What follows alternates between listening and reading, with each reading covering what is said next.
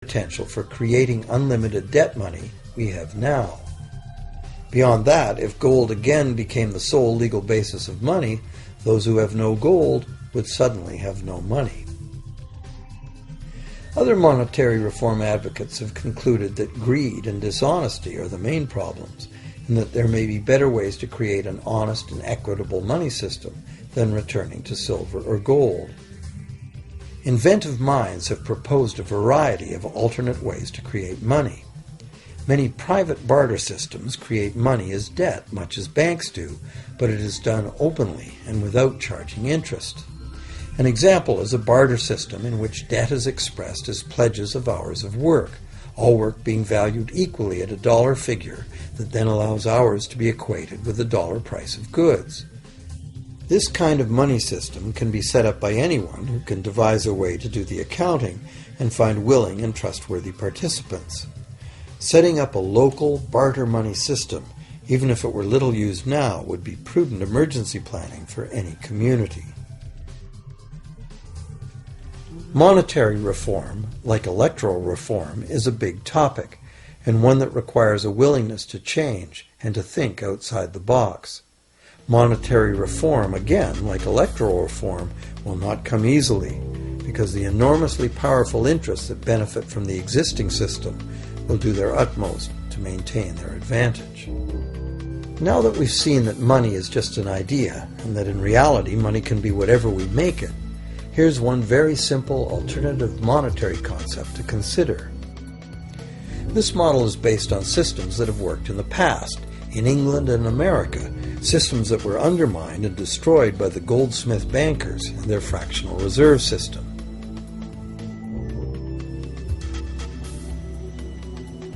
To create an economy based on permanent interest-free money, money could simply be created and spent into the economy by the government, preferably on long-lasting infrastructure that facilitates the economy, such as roads, railroads, bridges, harbors, and public markets.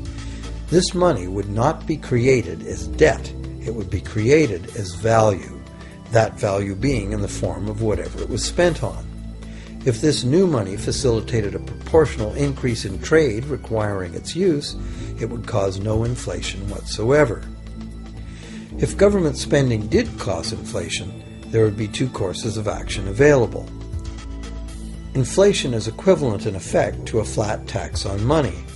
Whether the money goes down in value 20% or the government takes 20% of our money away from us, the effect on our buying power is the same.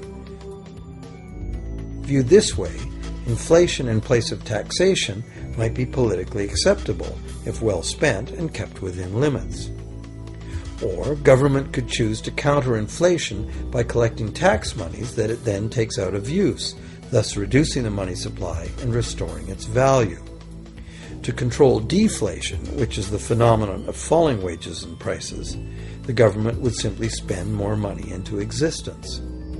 With no competing private debt money creation, governments would have more effective control of their nation's money supply. The public would know whom to blame if things went wrong. Governments would rise and fall on their ability to preserve the value of money. Government would operate primarily on taxes, as it does now, but tax money would go much, much further, as none of it would be required to pay interest to private bankers. There could be no national debt if the federal government simply created the money it needed. Our perpetual collective servitude to the banks through interest payments on government debt would be impossible.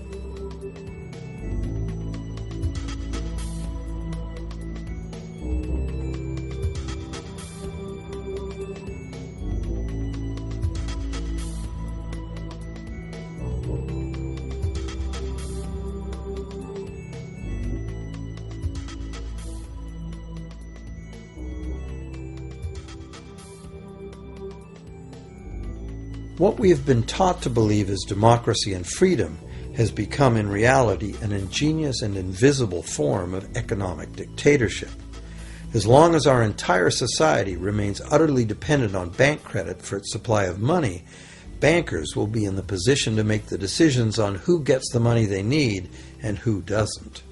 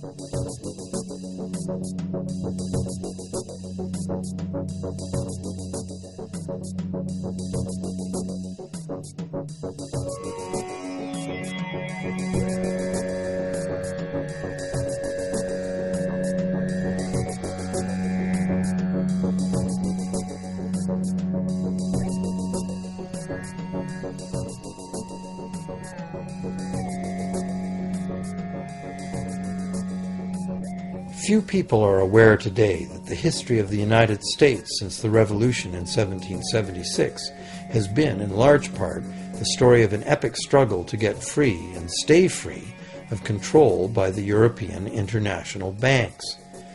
This struggle was finally lost in 1913 when President Woodrow Wilson signed into effect the Federal Reserve Act, putting the international banking cartel in charge of creating America's money.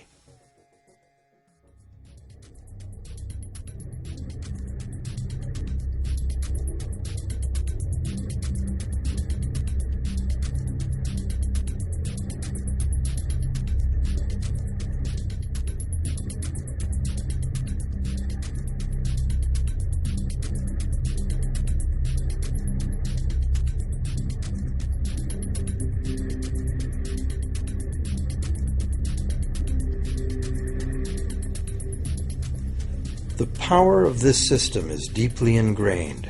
So is the educational and media silence on the subject. Years ago, a Canadian Deputy Prime Minister surveyed scores of non-economists, both highly educated professionals and common-sense people on the street, and found that not one of them had an accurate understanding of how money is created.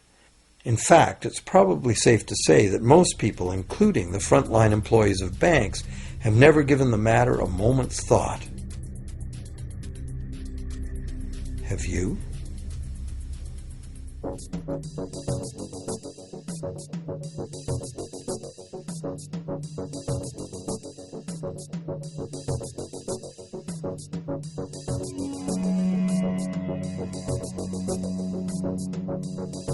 The modern money as debt system was born a little over 300 years ago, when the first Bank of England was set up with a royal charter for fractional lending of gold receipts at a modest ratio of 2 to 1.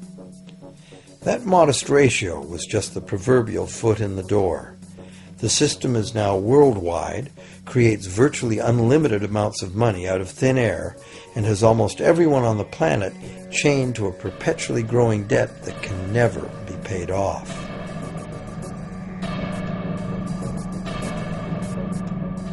Could it have all happened by accident? Or is it a conspiracy? Obviously, something very big is at stake here.